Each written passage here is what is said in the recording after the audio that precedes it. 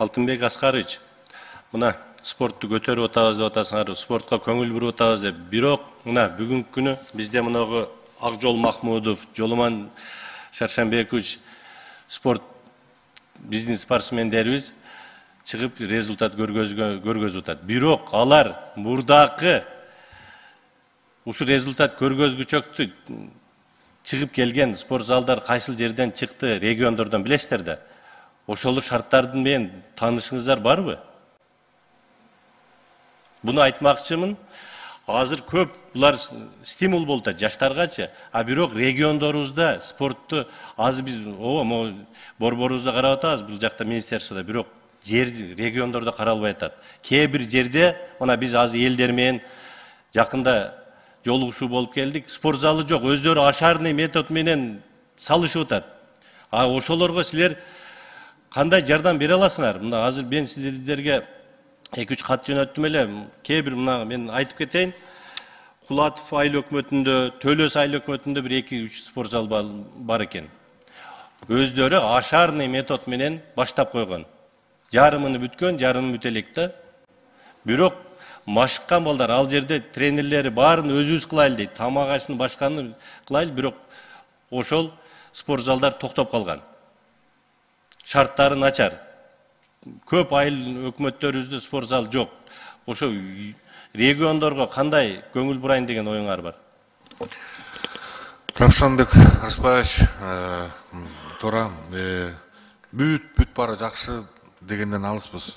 Көйгөй аябай көп, бирок ошо башты жерге салбастан Кыргызстандын намысы үчүн деп, желегибизди желбиретели деп, ошо олимпиадалык оюндарга дагы мамлекет тарабынан каражат бөлүп атабыз. Бул маселелер бизге түшкөн ошол сунуштарды биз сөзсүз архитектура жана курулуш боюнча агенттикке сунуштайбыз. Ал жактан бекитип берип атат, монтип бизге оларга шартыбыз бар, кура алабыз дегендерди мен жана сиздерге окуп келаттым. Анан бул жанакы ашар түрүндө куруп жаткандары бул биздин спортко утурумдук болсо дагы бир чоң шарт болот эле да, бул жакшы демилге. Бизге сиздерде болгон адамдар, биздин баягы чыган бизнесмендерибиз дагы кол кабыш көрсөтсө, бир эле мамлекетти күтүп отура бербей.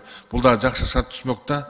Анан кийин мамлекет тарабынан жана мен айтып кеткендегидей ушул билим берүү тарабын бүтүрүп алалы деди, анан маданият менен спорттукун бүтүрөбүз. Биз ар бирин мониторинг жасап, кайсыл жерде кандай спорт комплекси керек, кандай эмеректери керек, бүт баарын эсептеп чыкканбыз. Биз буну сунуштаганбыз. Анткени Садыр Нуркожоевичтин тапшырмасы менен курултайда бүт эле спорт комплекс, мектеп, клуб деп аткандан бизге атайын тапшырма түшкөн. Биз республика боюнча мониторинг жасап чыктык.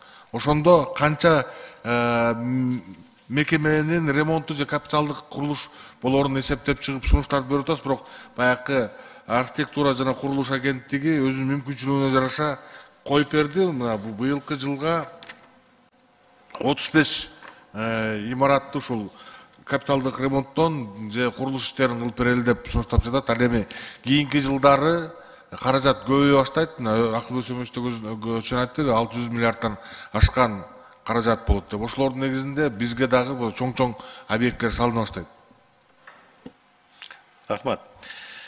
Мен айтканым мына чет мамлекеттерде 4 жаштан балдарга, кээ бир мамлекеттерде 4 жаштан олимпийский чемпион болуп эмеге чыккычакты, деңгээлге чыккычак 4 жашынан кылат экен. Биздикилер өздөрү ошо айыл шартында жок шарт көрүп атасыздар. Ошентип чыгып сурулуп келип баягы результат көргөзгөндөн кийин бул жагын алып кетип атасыздар. Туурабы? Сиздер айыл жергесиге көңүл бургула.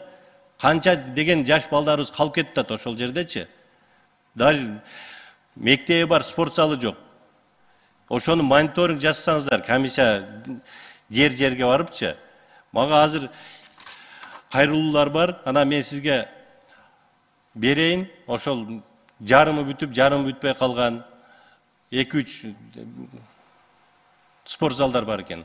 Ошо кат жүзүндө берейин. Анан экөөбүз сүйлөшүп, ошол кайсыга жардам бере аласыңар, кайсыны бүтүрүп бере аласыңар. Ошо боюнча жооп берип койсоңуз. Мына Төлөс айыл өкмөтүндө бар экен. Кулатов айыл өкмөтүндө, Төмөйүн айыл өкмөтүндө, 4 Көкжар айыл өкмөтүндө бар экен. Ошолорду экөө жарым жартылай бүткөн. Калганы ал жерде спорт зал деген өмүрү болгон эмес экен. Кээ бир айыл өкмөттөрүндөчү мектептики бар, бирок алыс жерде центрде жок. Ошол боюнча мен сизге кат жүзүндө берейин. Рахмат.